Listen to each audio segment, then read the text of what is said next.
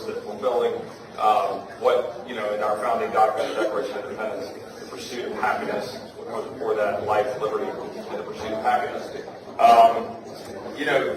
7 years ago this week, I got a call from a young woman who lives just across the river over in Alexandria, saying to me, would you be godfather to our unborn child? I didn't know she was pregnant. It was great news. So there was sort of a weird tremor in her voice. And she had been told by the doctor that the brain, the two hemispheres of the brain weren't talking to each other, and so there could be a complication in pregnancy. We prayed and stand alongside them. But what she hadn't told me yet, she started telling me later, what's wrong, Amy? She said, well, she'd gone to go see the doctor, and the doctor had told her this news, and then she'd gone to see her OB, and her OB had, when she was alone, her husband was traveling, and she was there with her two kids she already had. And the doctors looked at her, and the way she described it was cold. It was as if she was ordering a coffee at Starbucks. She looked at her and said, well, you need to report. And you need to do it quickly because you're hitting up against a 20-week line in Virginia. And my dear friend, she had a little sister to me, kind of laughed and said, under no circumstances are we going to do that, and took off. Well, 3 months later, 4 months later, my godson was born, and he's healthy. I hang out with him all the time today. He's 7 years old.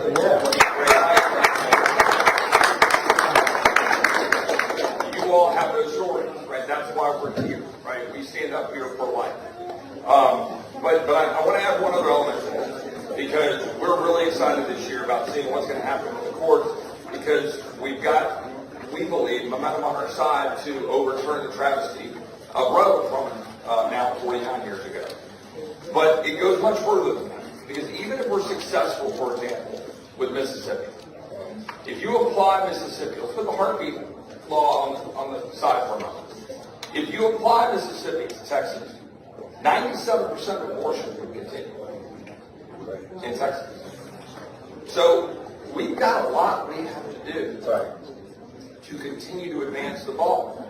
And when we talk about life, liberty, and the pursuit of happiness, that is something that extends beyond what we're talking about when we think about life. Life is the entirety of our existence on this planet, and the pursuit of happiness while we're on this planet, and standing up together and defending life. And you got to remember that in that context, we've got to stand up and stop allowing the federal government and government to fund the very things that are undermining life.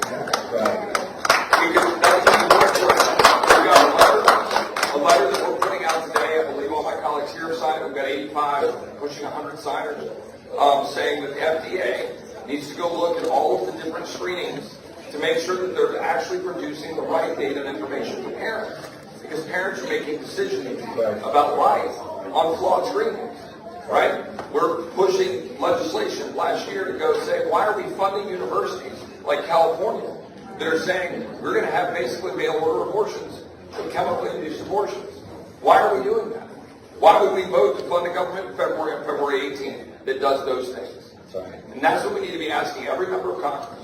Why are we taking federal dollars and continuing to advance the cause of the death culture in this country when we could do something about it in Article 1? Amen. Yes, I want Article 3 to do its job and overturn the travesty that is Roe. But I want Article 1 to do its job. I want members of Congress campaigning on fiscal responsibility, campaigning on limited government, to put their money where their mouth is, and stop allowing Congress to fund the very things that are undermining life, liberty, and the pursuit of happiness, and remembering that life and pursuit of happiness is cradle to grave. And when we get life, don't let them put masks on our kids. Don't let them send our kids to the court. Don't let them have our kids be taught that America's evil. That's right. Let's stand up and fight for freedom all the way through. God bless you all. Thank you.